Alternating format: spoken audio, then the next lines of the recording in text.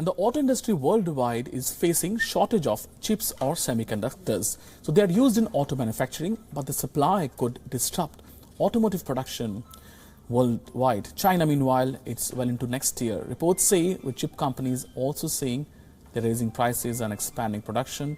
In response, automobiles have become increasingly dependent on chips, many of them made in Europe, for everything from computer management of engines for better fuel economy to driver assistance features such as emergency braking.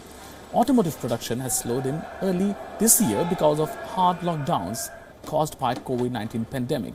But it has come roaring back, especially in China, as consumers there look to travel in private vehicles rather than take public transport. German auto suppliers, including Continental, Bosch and Volkswagen, even the world's largest car maker, they have warned about shortage of semiconductors components.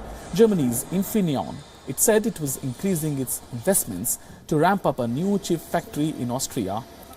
Dutch automotive supplier of chips NXP, it has told customers it must increase prices on all products because it is facing a significant increase in material costs and severe shortage of chips. A letter to customers, well, it said that this should happen as soon as possible.